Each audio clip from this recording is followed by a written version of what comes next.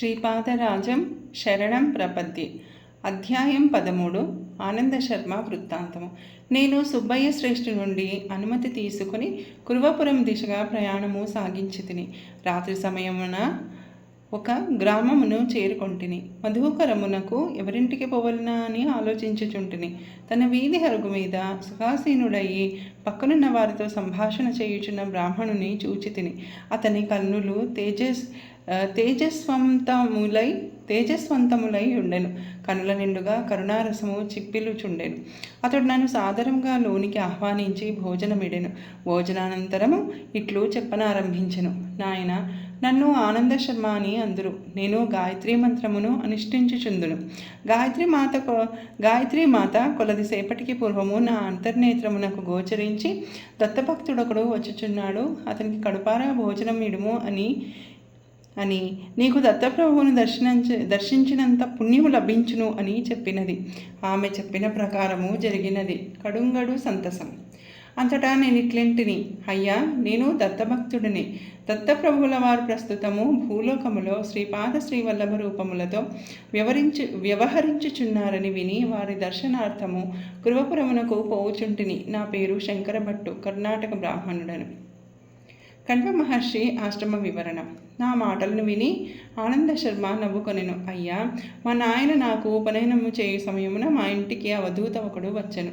మా ఇంటి వారు అతనికి సకల పరిచర్యలను చేసిరి. అతడు గాయత్రి మంత్రానుష్ఠానమునకు సంబంధించిన అనేక విషయములను తెలియజేసెను.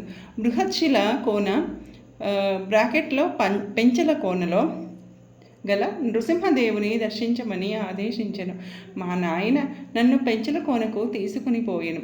అచ్చట నృసింహదేవుని దర్శనానంతరము తలవని తలంపుగా ఆయన ధ్యానస్థుడయ్యను. ఆ ధ్యానము రేయింబవలు సాగెను.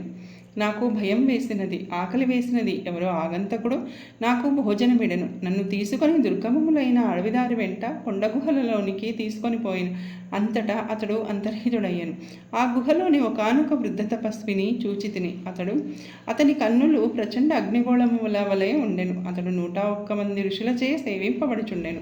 ఆ వృద్ధ తపస్వి తాను స్వయముగా కణ్వ మహర్షి అనియు, ఇది తన తపోభూమి అనియు, తన శిష్యులందరూ యువకులుగా కనిపించినను అనేక వేల సంవత్సరముల వయస్సు కలవారనియు, అవధూత రూపమున శ్రీ దత్త ప్రభువు దర్శనము వలన మహాపుణ్యము పొందిన కారణమున ఈ తపోభూమికి రాగలుగుట సంభవించననియో తెలిపెను. నాకు సంభ్రమాశ్చర్యములు కలిగి నోటమాట రాదాయను. శరీరం వణుకుచుండెను. అంతటా కన్వయోగీంద్రులు ఇట్లనిరి, ప్రస్తుతం దత్తప్రభువులు పీఠికాపురమున శ్రీపాద శ్రీవల్లభ రూపమున ఉన్నారు. మమ్ములను దయతో కనిపెట్టి చూడవలసినదని ప్రభువునకు మా విన్నపముగా తెలియజేయుము. నీకు శీఘ్రముగా శ్రీపాద శ్రీవల్లభ పాదుకా దర్శనం కలుగునుగాక అని ఆశీర్వదించి నా శిరస్సుపై తమ దివ్యహస్తమును ఉంచిరి. నేను క్షణకాలములో మా నాయన వద్ద నుంటిని. మా నాయన ప్రకృతిస్థుడైన తదుపరి మేమిరువురమును మా స్వగ్రామమునకు విచ్చేసితిమి. నాకు కణ్వ మహర్షి ఆశ్రమములో కలిగిన అనుభవమును, దత్తప్రభువు యొక్క నవావతరణ పీఠికాపురములో ఉన్నదనని విషయమును మా నాయనకు కూడా తెలియజేయలేదు. రాజమహేంద్రవరము దగ్గర పట్టుసాచల పుణ్యక్షేత్రం. కాలము గడుచుచుండెను. కణ్వ మహర్షి ఆశీర్వాద ప్రభావము వలన నాకు ధ్యానములో తరచూ పాదుగా దర్శనమగుచుండెను. ఒక పర్యాయము మా ఇంటికి కొందరు బంధువులు వచ్చిరి. పుణ్యనదుల యందు స్నానములు ఆచరించి పుణ్యక్షేత్రముల దర్శింప వారికి అభిలాష కలిగెను. వారు మా నాయనను కూడా తమతో రమ్మనిరి. అప్పటికి నా వయస్సు 10 సంవత్సరములు. మా నాయనకు నా యందు ప్రీతి మెండు. తనతో కూడా రమ్మనెను. నేను వల్లయంటిని. రాజమహేంద్రవరము గోదావరి నది యొద్దన గల పట్టణము, మహాపుణ్యక్షేత్రము. రాజమహేంద్రవరమునకు ఉత్తర దిశలో ఉండిన కొండల మీద కొంతమంది ఋషులు తపస్సు చేసుకొనివారు. తూర్పు దిశలలో ఉండిన కొండల మీద మరికొంతమంది తపస్సు చేసుకొనివారు. రాజమహేంద్రవరమునకు అనతి దూరములో ఉన్న పట్టుసాచల పుణ్యక్షేత్రము గోదావరి నది మధ్యస్థమై ఉన్నది. మహాశివరాత్రికి ఈ ఋషీశ్వరులలో కొంతమంది పట్టుసాచలములోని మరికొంతమంది ఋషీశ్వరులు రాజమహేంద్రము వరము నందలి కోటిలింగ క్షేత్రము నందును వేదస్వస్తి చెప్పువారు. ఈ ఋషీశ్వరులు పరస్పరము మధ్య మార్గముగా తూర్పు నుండి వచ్చేవారు, పశ్చిమము నుండి వచ్చేవారు, ఉత్తరము నుండి కూడా వచ్చేవారు, దక్షిణము నుండి కూడా వచ్చేవారు. ఎదురులపల్లి అను గ్రామమున కలుసుకొనువారు. ఈ ఎదురులపల్లి గ్రామమునకు అత్యంత సామీప్యమయ్యున్న మునికోట గ్రామమున విశ్రమించి పరస్పరం చర్చలు చేసుకొనివారు. నా అదృష్టవశమున మా నాయనతో కలిసి నేను మునికూడలి గ్రామమును దర్శించగలిగితిని. ఇది అంతైనూ శ్రీ దత్తప్రభువుల లీల. కలియుగమందు ప్రప్రథమముగా శ్రీ దత్తాత్రేయులే శ్రీపాద శ్రీవల్లభులుగా అవతరణ.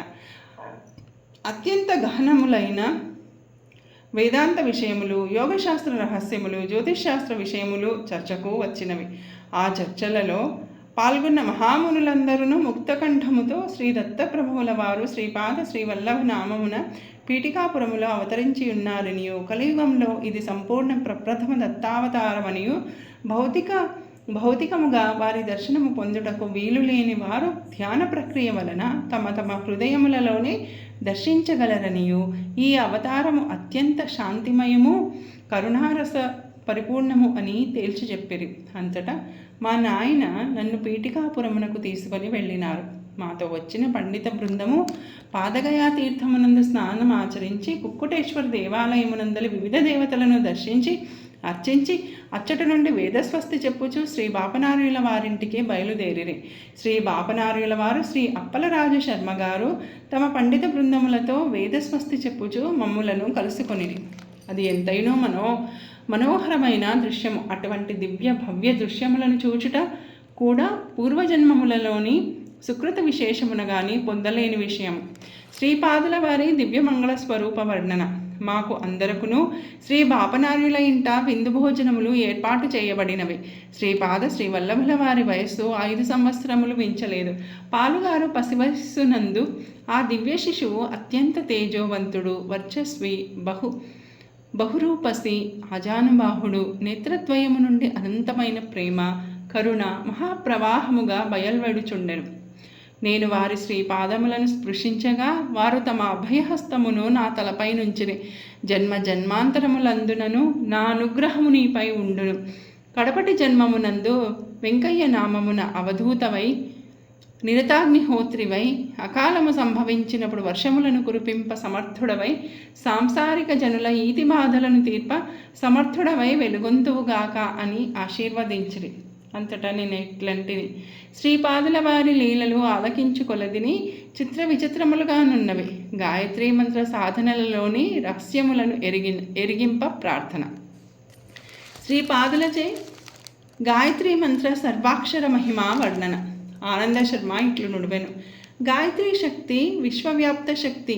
దానితో సంబంధము స్థాపించుకొని ఎడల సూక్ష్మ ప్రకృతి స్వాధీనమగును. దాని వలన భౌతికము, మానసికము, ఆత్మకు సంబంధించిన క్షేత్రములలోని అన్ని సంపత్తులను పొంద వీలు కలుగును. శరీరమునందలి విభిన్న అంగముల నుండి నాడులు శరీరమందంతటను వ్యాపించి ఉండును. కొన్ని నాడులు కలిసిన ఎడల గ్రంథి అను పిలువబడును.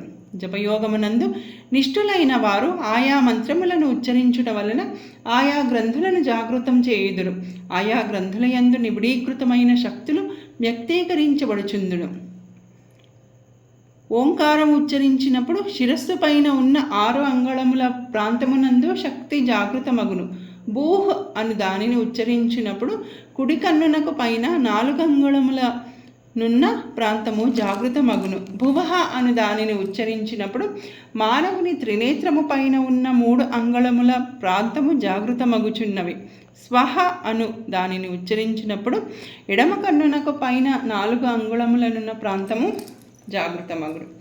ఆజ్ఞాచక్రము ప్రాంతమునందున్న తాపిని గ్రంథి యందు సాఫల్య శక్తి నిబిడీకృతమయ్యున్నది.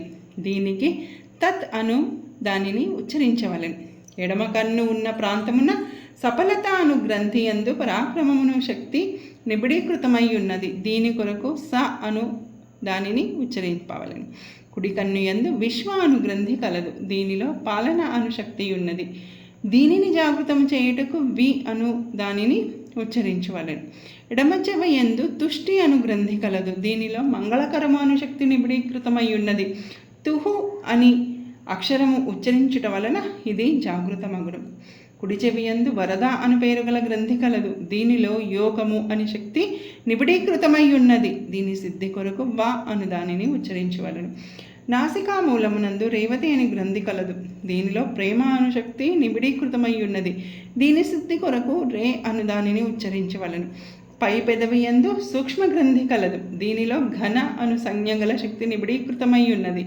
దీని కొరకు ని అను దానిని ఉచ్చరింపవలెను. క్రింది పెదవి యందు జ్ఞాన గ్రంథి కలదు. దీనిలో నిబిడీకృత శక్తి తేజము కొరకు యం అను దానిని ఉచ్చరింపవలెను. కంఠమునందు భర్గ అను గ్రంథి కలదు. దీని అందలి శక్తి రక్షణ. దీని కొరకు భర్ అను దానిని ఉచ్చరింపవలెను. కంఠకూపమునందు గోమతి గ్రంథి కలదు. దీని యందు బుద్ధి అని శక్తి కలదు. దీని సిద్ధి కొరకు గో అను దానిని ఉచ్చరింపవలెను. ఎడమ ఛాతీ యొక్క అగ్రభాగమునందు దేవిక అను గ్రంథి కలదు. దీనిలో దమనము అను శక్తి కలదు. ఇది జాగృత మగుటకు దే అను దానిని ఉచ్చరించవలెను. కుడి ఛాతీ యొక్క అగ్రభాగమునందు వారాహి గ్రంథి కలదు. దీనిలో నిష్ఠ అను శక్తి కలదు. ఇది సిద్ధించుటకు వ అను దాన్ని ఉచ్చరించవలెను. ఉదరమునకు పైన చివరి ప్రక్కటెముకలు కలియు స్థానమందు సింహిని అను గ్రంథి కలదు. దీనిలో ధారణాశక్తి కలదు. దీని కొరకు స్య అను దానిని ఉచ్చరించవలెను. కాలేయమునందు ధ్యాన గ్రంథి కలదు. దీనిలో ప్రాణశక్తి ఉన్నది. దీని కొరకు ధీ అను దానిని ఉచ్చరింపవలెను. ప్లీహమునందు మర్యాద గ్రంథి కలదు. దీనిలో సంయము శక్తి కలదు. దీని కొరకు మ ఉచ్చరింపవలెను. నాభియందు స్ఫుట గ్రంథి కలదు. దీని తపోశక్తి నిబిడీకృతం. దీని కొరకు హి ఉచ్చరింపవలెను. వెనుభాగము చివరి భాగమునందు మేధా గ్రంథి కలదు. దీనిలో దూరదర్శితాశక్తి నిబిడీకృతము. దీని కొరకు ధి ఉచ్చరింపవలెను. ఎడమ భుజమునందు యోగమాయా గ్రంథి కలదు. దీనిలో జాగృతాశక్తి అంతర్నిహితం. దీని కొరకు యో అను దానిని ఉచ్చరింపవలెను. అయితే కుడి భుజమునందుల యోగిని గ్రంథిలో ఉత్పాదన శక్తి కలదు. దీని కొరకు కూడా యో అని దానిని ఉచ్చరింపవలెను. కుడి మోచేయునందు ధారిణి గ్రంథి కలదు. దీనిలో సరసతా శక్తి కలదు. దీని కొరకు నహ అనునది ఉచ్చరింపవలెను. ఎడమ మోచేయినందు ప్రభా గ్రంథి కలదు. దీనిలో ఆదర్శ శక్తి నిబిడీకృతము. దీని కొరకు ప్ర అను దానిని ఉచ్చరింపవలెను. కుడిమణి కట్టునందు ఊష్మా గ్రంథి కలదు. దీనిలో సాహసము అను శక్తి అంతర్నిహితము. దీని కొరకు చో అను దానిని ఉచ్చరింపవలెను. కుడి అరచేతి యందు దృశ్య అని గ్రంథి కలదు. దీనిలో వివేకము అనే శక్తి కలదు. దీని కొరకు ద అను దానిని ఉచ్చరింపవలెను. ఎడమ అరచేతి యందు నిరంజన గ్రంథి కలదు. దీనిలో సేవ అను శక్తి కలదు. దీని కొరకు యాత్ అను దానిని ఉచ్చరింపవలెను. ఈ విధముగా గాయత్రీ మంత్రమునందలి 24 అక్షరములకును 24 గ్రంథులకును 24 రకముల శక్తులను సన్నిహిత సంబంధము కలదు. 9 అను సంఖ్య మార్పులకు లోను గాని బ్రహ్మతత్వమును సూచించును. 8 అను సంఖ్య మాయాతత్వమును సూచించెను. దో చౌపాతి దేవలక్ష్మి అను వాక్యమునకు వివరణ. శ్రీపాదుల వారు తమకిష్టమైన గృహము నుండి 2 చపాతీలను స్వీకరించువారు. వారు దో చపాతి దేవలక్ష్మి అని పిలుచుటకు బదులు దో చౌపాతి దేవ్ లక్ష్మి అని పిలుచువారు. దో అనునది 2 సంఖ్యను, చౌ అనునది 4 సంఖ్యను, పతిదేవా శబ్దమున జగత్ప్రభు అయిన పరమేశ్వరుని 9 సంఖ్య సూచింపగా, లక్ష్మీ శబ్దము మాయాస్వరూపమైన 8 అను సంఖ్యను సూచించుచున్నది. అందువలన 2, 4, 9, 8 అను సంఖ్య ఒక వింత సంఖ్య అయి ఉన్నది. తాను గాయత్రి స్వరూపమనియు పరమాత్మననియు పరాశక్తిని కూడా తానేననియు సూచించుటకు ఈ సంఖ్యను శ్రీపాదుల వారు ఈ విధముగా అన్వయించిరి. అంతటి నేను ఇట్లాంటిని, అయ్యా, గాయత్రి మంత్రములోని 24 అక్షరముల గురించి మీరు చెప్పినది కొంత అవగతమైనది. అయితే 9 అను సంఖ్య పరమాత్మ స్వరూపమంటిరి, 8 అనున్నది మాయాస్వరూపమంటిరి. ఇది నాకంతగా అవగతం కాలేదు. 9వ సంఖ్య వివరణ. అంతటా ఆనంద శర్మ ఇట్లు నుడివెను, నాయన శంకర భట్టు, పరమాత్మ ఈ విశ్వమునకు అతీతుడు. అతడు ఎటువంటి మార్పులకును లోనుగానివాడు. 9 అనున్నది ఒక విచిత్ర సంఖ్య. 9ని 1 చేత గుణింపగా 9 వచ్చును. 9ని 2 చేత గుణింపగా 18 వచ్చును. అయితే 18లోని 1ని 8ని కలిపినను 9 సంఖ్యయే వచ్చును. 9 3 చేత గుణించిన 27 వచ్చును. దీనిలో 2ను 7ను కలపగా తిరిగి 9 వచ్చును. ఈ విధముగా 9ని ఏ సంఖ్య చేత గుణించినను వచ్చిన సంఖ్యలోని విడివిడి అంకెలను కలుపుగా వచ్చున్నది 9 మాత్రమే అగుచున్నది. అందుచేత 9 అనున్నది బ్రహ్మతత్వమును సూచించుచున్నది. అంతేగాక గాయత్రీ మంత్రము కల్పవృక్షము వంటిది. దీనిలోని ఓంకారము భూమి నుండి పైకి వచ్చడి మూలకాండముని గ్రహింపుము. భగవంతుడున్నాడనేది జ్ఞానమును పరమేశ్వరుని యందు నిష్ఠను ఓంకారోచ్చారణము వలన పొందవచ్చును. మూలకాండము యొక్క 3 శాఖలుగా భూహు భువః స్వహ అనునవి వర్ధిల్లినవి. భూహ్ అనునది ఆత్మజ్ఞానము కలిగించుటకు సమర్థము. భువః అనునది జీవుడు శరీరధారిగా ఉండగా అనుష్ఠింపదగిన కర్మయోగమును సూచించును. స్వహ అనునది సమస్త ద్వంద్వములనందును స్థిరత్వము కలిగి ఉండి సమాధి స్థితిని పొందుటకు సహకరించును. గాయత్రి వివరణ. భూహ్ అను శాఖ నుండి తత్ సవితు వరేణ్యం అను ఉపశాఖలు ఉద్భవించినది. శరీరధారికి జీవన విజ్ఞానము కలిగించుటకు తత్ ఉపకరించును. శక్తిని సంపార్జనము చేయుట సవితు అనునది సహకరించును. వరేణ్యం అనునది మానవుడు తన జంతు ధర్మములను అతిక్రమించి దివ్యుడుగా మార్పునందుటకు సహకరించును. భువః అను శాఖ నుండి భర్గో దేవస్య ధీమహి అను 3 ఉపశాఖలు ఉద్భవించినవి. భర్గో అనునది నిర్మలత్వము పెంపొందించును. దేవస్య అనునది దేవతలకు మాత్రమే సాధ్యమైన దివ్య దృష్టిని కలిగించును. ధీమహి అనునది సద్గుణములను పెంపొందించును. స్వహ అను దాని నుండి ధియో యోనః ప్రచోదయాత్ అను ఉపశాఖలు ఉద్భవించినవి. ధియో అను దాని వలన వివేకము, యోనః అను దాని వలన సంయమము, ప్రచోదయాత్ అను దాని వలన సమస్త జీవరాశుల యందును సేవాభావము పెంపొందించుటకు సహకరించును. అందుచేత గాయత్రి కల్పవృక్షమునకు 3 శాఖలను, ఒక్కొక్క శాఖకు 3 ఉపశాఖలను కలవని నీకు అవగతమైనది కదా. అందుచేత 2, 4, 9, 8 అనున్నది శ్రీపాదుల వారిని సూచించే సంఖ్య. దానిలో 9 అను దాని గురించి నీకు వివరించి తిని. 8 అను సంఖ్య మాయాస్వరూపం. అదియే అనఘామాత తత్వము. 8 1 చే గుణించిన 8 వచ్చును. 2 చేత గుణించిన 16 వచ్చును. దీనిలోని 1ని 6ను కలిపిన 7 వచ్చును. ఇది 8 కంటే తక్కువ. ఇదే విధముగా 3 చేత గుణించిన 24 వచ్చును. దీనిలోని 2ను 4ని కలిపిన ఎడల 6 వచ్చును. ఇది 7 కంటేనూ తక్కువ. ఈ రకముగా సృష్టిలోని సమస్త జీవరాశులలోని శక్తులను హరింపజేయు తత్వము జగన్మాత యందు కలదు. ఎవడు ఎంత గొప్పవాడైనను వానిని తక్కువగా చేసి చూపగల శక్తి మాయాస్వరూపమునకున్నది. శ్రీపాద శ్రీవల్లభులు గాయత్రీమాత స్వరూపం. వారు అనఘాదేవి సమేత శ్రీదత్తులు. వారిని మనోవాక్కాయ కర్మలచే ఆరాధించు వారికి సమస్త అభీష్టములు సిద్ధించును. గాయత్రీ మాతయందు ప్రాతకాలమున హంసారూఢ అయిన బ్రాహ్మీ శక్తి, మధ్యాహ్న కాలమందు గరుడారూఢ అయిన వైష్ణవీ శక్తి, సాయం సమయమునందు వృషభారూఢు యగు శాంభవీ శక్తి ఉండును. గాయత్రి మంత్రాధిష్టాన దేవత సవితాదేవి. త్రేతాయుగంలో శ్రీపీఠికాపురమందు భరద్వాజ మహర్షి సావిత్రుట్కాటక చయనము చేసిన ఫలితముగా శ్రీపాద శ్రీవల్లభులు పీఠికాపురమున అవతరించిరి. సవితాదేవత ప్రాతకాలమందు ఋగ్వేద రూపముగా ఉండును. మధ్యాహ్న కాలమందు యజుర్వేద రూపముగా ఉండును. సాయంకాలమందు సామవేద రూపముగా ఉండును. రాత్రికాలమందు అధర్వణ వేదముగా ఉండును. మనకు కంటికి కనిపించు సూర్యుడు కేవలం ఒక ప్రతీక మాత్రమే.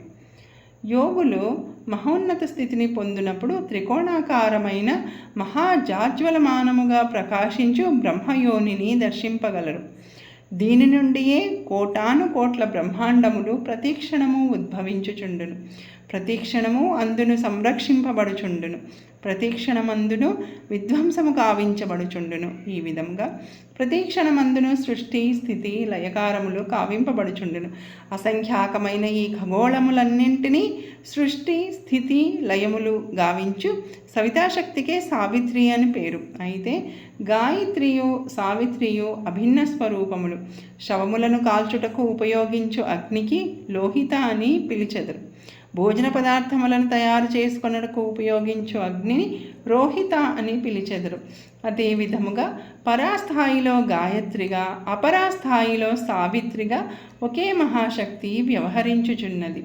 జీవుల పరిణామ క్రమములో ఇహలోక సంబంధమైన అవసరములు ఎన్నో కలవు. అవి అన్నీ సావిత్రీమాత అనుగ్రహం వలన సిద్ధించును. జీవరాశులకు ఆధ్యాత్మికోన్నతి గాయత్రీమాత అనుగ్రహం వలన సిద్ధించును. ఇహలోకమునందు సకల సుఖభోగములను అనుభవించుటకును, పరలోకమునందు విముక్త స్థితి యందు దివ్యానందమును అనుభవించుటకును సమన్వయము కావలసి ఉన్నది. శ్రీపాదుల శ్రీ చరణాశ్రితులకు ఇహ పరలాభములు రెండునూ సిద్ధించును. తక్కిన దేవతారాధనలకును శ్రీ దత్తారాధనములకును గల వ్యత్యాసము ఇదే. నాకు శ్రీ ఆనంద శర్మ మహాశైలు సెలవిచ్చినది ఎంతయో అపూర్వంగా నుండెను. అంతటా నేను ఇట్లాంటిని, మహాభాగా మీరెంతయో ధన్యులు. శ్రీపాదుల వారు శ్రీ నరసింహ సరస్వతి అవతారం ధరించెదరని వింటిని. ఆ అవతారములో శ్రీకృష్ణ సరస్వతి అను వారిని గురువులుగా స్వీకరించెదరు అని వింటిని. ఇది ఏమి విచిత్రము? శ్రీ ఆనంద శర్మ ఇట్లు చెప్పసాగను. భగవంతుని అవతారము వచ్చున్నదే భక్తుల కొరకు. మానవ రూపమును ధరించి వచ్చినప్పుడు ఉత్కృష్ట మానవుడు ఏ విధముగా ఉండవలెనో ఆచరించి బోధించును. సన్యాసాశ్రమమును ఉద్ధరింపవలసి ఉన్నది. తను సన్యాసి కావాలనన్నా తనకు కూడా ఒక గురువు కావలెను. ఆ గురువు బహుయోగ్యుడై ఉండవలెను. సాక్షాత్తు అవతార పురుషునికి గురువు కాగల యోగ్యత కోటికొక్కరికి ఉండును. అవతార పురుషుడు జన్మించిన వంశములో 80 తరముల వారు తరించెదరు. ఆ వంశమునందు విశేష పుణ్యము రాశులుగా పడి ఉండవలెను. అదేవిధముగా అవతార పురుషునకు గురువుగా ఉండేటి వ్యక్తి వంశము కూడా పరమ పవిత్రముగా ఉండవలెను. తాటంకపురమున వాజపేయ యాజుల వారి వంశమునందు మాయణాచార్యుడను మహనీయుడు జనించెను. అతని భార్య పేరు శ్రీమతి. వారు పుణ్య దంపతులు. వారు దరిమిల నందికొట్కూరు ప్రాంతములందని మంగళాపురమునందు జీవించసాగిరి. మాధవుడు, సాయనుడు, భోగినాథుడు వారు జన్మించిరి. సనాతన ధర్మమును ఉద్ధరించుటకు మాధవుడు విద్యారణ్యుడైనాడు. మహాతపస్సంపన్నులైన బాపనార్యులు సూర్యమండలం నుండి శ్రీశైల మల్లికార్జున లింగమునందు శక్తిపాతము వనరించిరి. వాస్తవమునకు శ్రీ దత్తుల వారి శ్రీచరణములు శ్రీ పర్వతముపై అవతరించినవి. శ్రీపాదుల వారి శ్రీచరణములు శ్రీ పర్వతముపై అవతరించుట ఎంతయో అద్భుతమైన విషయం. పర్వతము పేరు శ్రీ, దత్తప్రభువు చరణములు శ్రీచరణములు. ఈ నవావతరణమునకు శ్రీపాద శ్రీవల్లభనామము ఎంతయో తగియున్నది. బాపనార్యుల వంశమునకును మాయనాచార్యుల వారి వంశమునకును ఎన్నో తరముల నుండి సంబంధ బాంధవ్యములు కలవు. మల్లాది వారింట ఆడపడుచు జన్మించిన వాజపేయ యాజుల వారి కోడలనియు, వాజపేయ యాజుల వారింట ఆడపడుచు జన్మించిన మల్లాది వారి కోడలనియు చమత్కారముగా అనుకొనడివారు.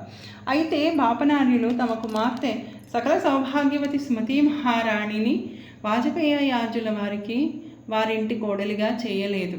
విధి ప్రేరేతులైన అగోచరమైన దివ్య సంకల్పం వలన గంటికోట అప్పలరాజు శర్మకిచ్చి వివాహం చేసిరి. సాక్షాత్తు దత్తప్రభువులు శ్రీపాద శ్రీవల్లభులుగా జన్మించిరి. తమ మాతామహులతో రక్త సంబంధం కలిగిన వాజపేయ యాజుల వారిని కూడా తరింపజేయదలిచి మాధవాచార్యుని తన వద్దకు ఆకర్షించిరి. మాధవాచార్యులు వారికి శ్రీపాదుల వారి యందు వాత్సల్య భావన పెళ్ళుబికినది. మాధవాచార్యుడు విద్యారణ్య మహర్షిగా పరిణామం చెందిరి. వారి శిష్యులు మలయానందులు, వారి శిష్యులు దేవతీర్థులు, వారి శిష్యులు యాదవేంద్ర సరస్వతులు, వారి శిష్యులు కృష్ణ సరస్వతులు. శ్రీ విద్యారణ్యులకును కృష్ణ సరస్వతులకును మధ్యన ముగ్గురు కలరు. శ్రీ విద్యారణ్యులే కృష్ణ సరస్వతిగా అవతరించి శ్రీపాదుల వారి తర్వాత అవతారమునందు గురువులుగా ఉందురు. శ్రీ విద్యారణ్యులు భవిష్యత్తులో తన సోదరుడైన సాయణాచార్యుని వంశమందు గోవింద దీక్షిత నామమున జన్మించి రాజర్షి అయి తాంజావూరు మహామంత్రి కాగలరు. ఇది శ్రీపాదుల వారి దివ్యవచనం. శ్రీపాదుల వారు నిత్య సత్యవచనులు. ఒక పర్యాయము సుమతి మహారాణి శ్రీపాదుల వారికి స్నానం చేయించుచుండెను. ఇంతలో పైండా వెంకటప్పయ్య శ్రేష్ఠి వారు అచ్చటకు విచ్చేసిరి. వారిని చూచి శ్రీపాదుల వారు, తాత మనది మార్కండేయ గోత్రమా అని ప్రశ్నించిరి.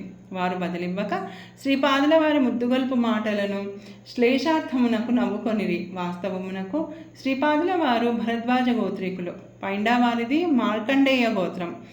తను భావనాపరముగా పైండావారికి కూడా దౌహిత్రుడనే అను విషయమును నర్మగర్భితంగా చెప్పిరి. ఇంతలోనే సుమతిమాత స్నానానంతరము మార్కండేయునంతటి ఆయుష్మంతుడు కావలెను అని నీళ్లను గుండ్రంగా తిప్పి ఆశీర్వదించినది. మార్కండేయుడు 16 సంవత్సరముల వరకు మాత్రమే ఆయుష్ గలవాడు.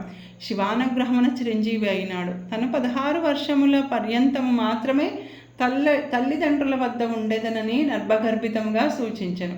16 సంవత్సరముల వయస్సు తర్వాత మార్కండేయుడు మహర్షి అయి గృహత్యాగము చేసెను, చిరంజీవి అయినాడు. శ్రీపాదుల వారు కూడా 16 సంవత్సరముల వరకు మాత్రమే తల్లిదండ్రుల వద్ద ఉండి తర్వాత జగద్గురువైనారు.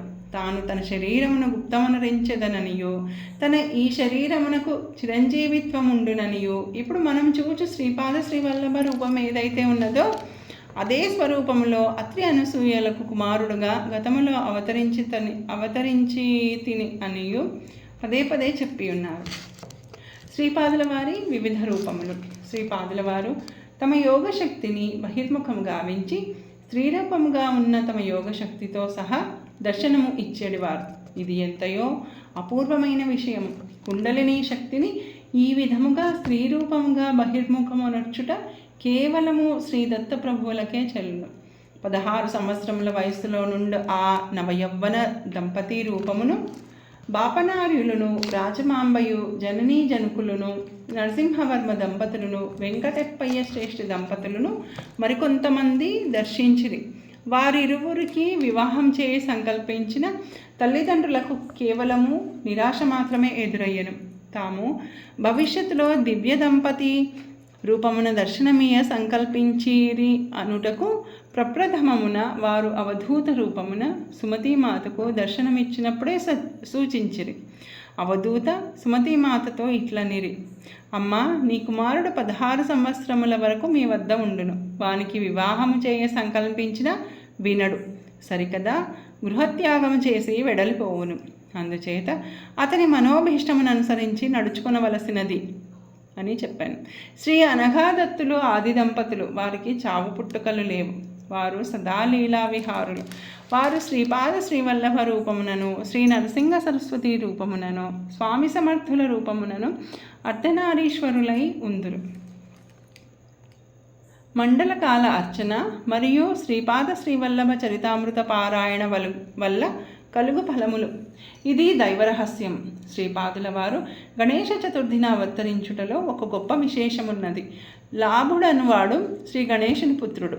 ఒకానొక కల్పంలో ఒకానొక యుగమున అతడు లాభాద మహర్షి అని పేరుగాంచెను. శ్రీకృష్ణావతార సమయమున అతడే నందుడై జన్మించెను. శ్రీ వాసవీమాత ఈ పృథ్వీపై అవతరించినప్పుడు అతడే భాస్కరాచార్య నామమున అవతరించెను. శ్రీపాద శ్రీవల్లభావతారమున అతడే శ్రీపాదుల వారికి మాతామహుడై జన్మించెను.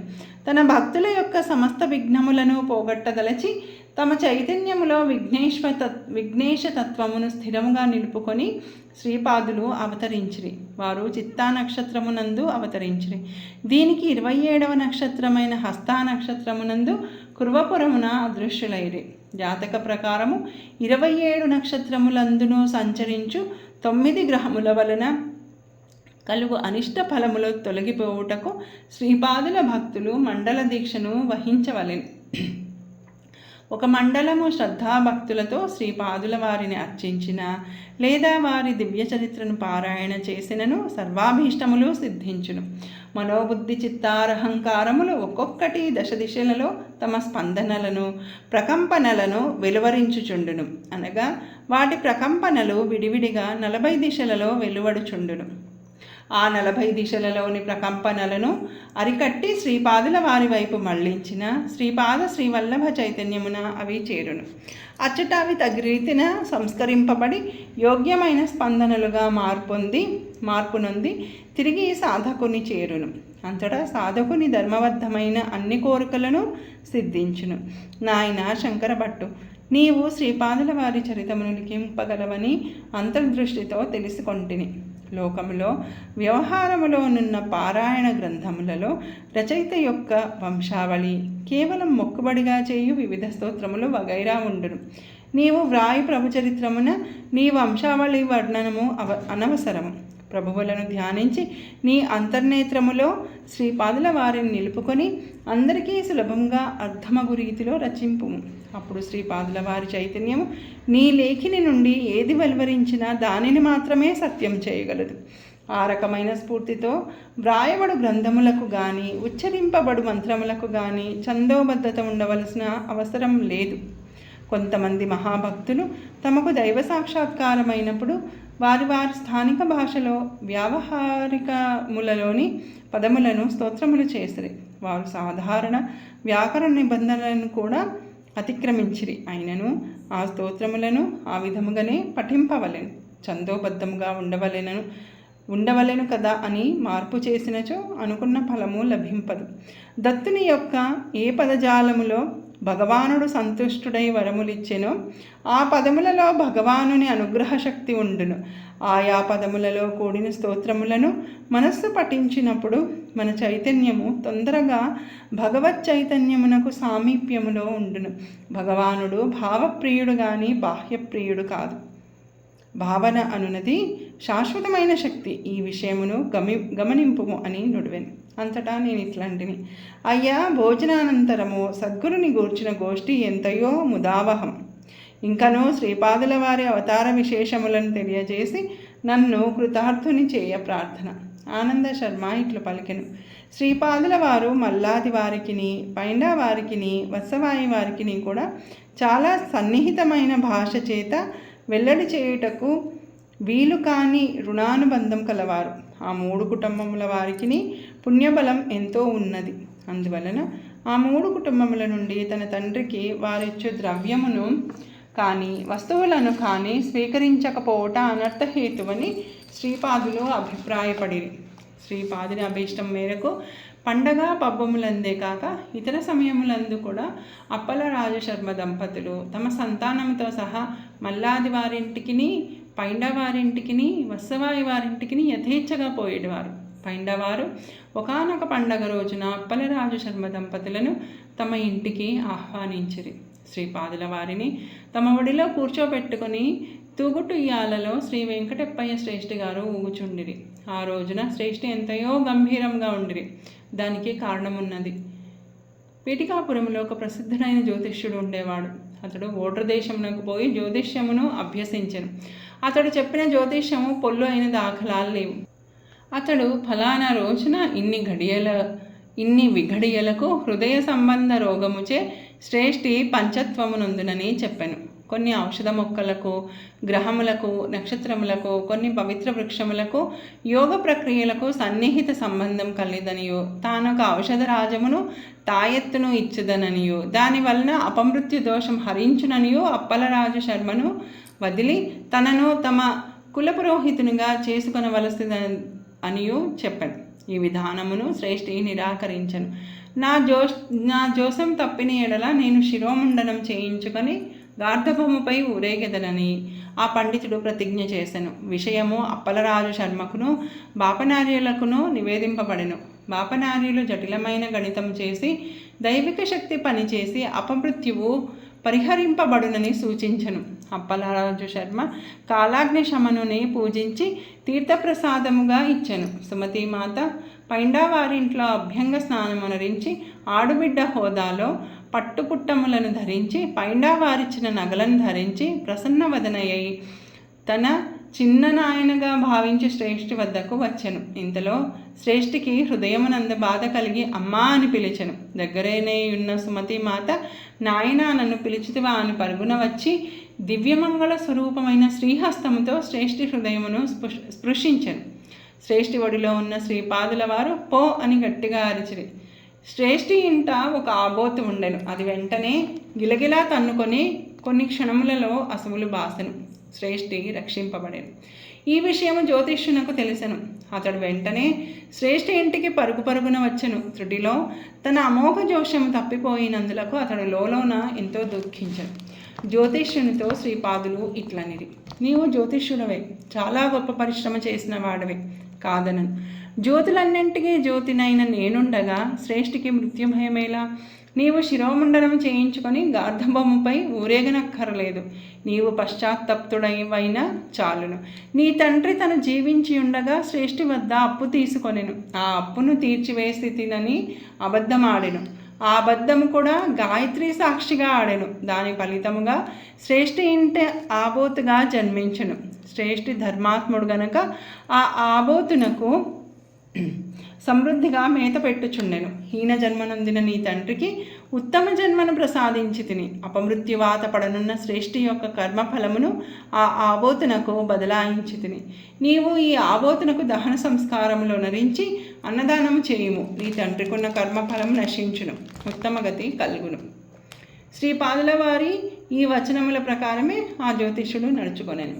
నాయన శంకర భట్టు, శ్రీపాదుల వారు అనేక పద్ధతులలో ప్రాణరక్షణ చేసెదరు. ఒక్కొక్క పర్యాయము రాబోవు జన్మలోని కొంత ఆయుష్ను తగ్గించి ఈ జన్మలో ఆయుష్ను పెంచగలరు, లేదా కర్మ ఫలితములను బదలాయించు పద్ధతిలో శ్రేష్ఠికి జరిగినట్లు చేయగలరు. శ్రేయోభిలాషి అయిన ఒకని ఆయుష్ నుండి ఆ వ్యక్తికి ఆయుష్ పెంచగలరు. అసాధారణ పద్ధతిలో మృత్యువునే శాసించి ఆయుర్దాయమును ఇయ్యగలరు. శరీరంలో పెరుగుదలను నిలుపుదల చేసి యోగి ప్రాణశక్తిని అదుపులో ఉంచుకొనును. శ్రీపాదులు యోగ సంపూర్ణ అవతారులు, వారికి అసాధ్యము లేదు. ఉచ్ఛ్వాస నిశ్వాసముల గతిని విచ్ఛేదనం చేయుట వలన ముక్తిని సాధించుట సులభతరం.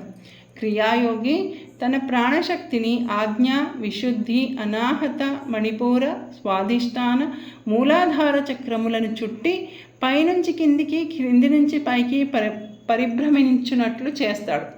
ఒక్క క్రియకు పట్టే కాలం 1 సంవత్సరంలో జరిగిన ప్రకృతి సహజమైన ఆధ్యాత్మిక వికాసమునకు సమానమవుతుంది.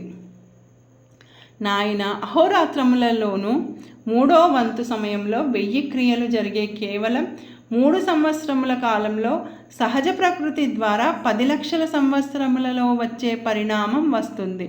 పురాణములలో అనేక వేల సంవత్సరాలు తపస్సు చేసిన యోగుల గురించి చెప్పేటప్పుడు ఆ కాలం సహజంగా ప్రకృతిని బట్టే పరిణామ కాలమని అర్థం చేసుకోవాలి. అంటే ఆయా యోగులకి పట్టే వాస్తవ కాలం వేరుగాను, ఆ పరిణామం ప్రకృతి సిద్ధంగా రావడానికి పట్టే కాలం వేరుగాను అర్థం చేసుకోవాలి.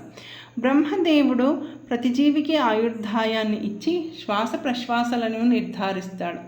అంతేగాని ఇన్ని సంవత్సరాలుగా నిర్ణయించడు. క్రోధం, ఆవేశం వంటి దుర్లక్షణాలు ఉన్నప్పుడు శ్వాస ఎక్కువగా ఖర్చు అవుతుంది. తద్వారా ఆయుర్దాయం తగ్గుతుంది.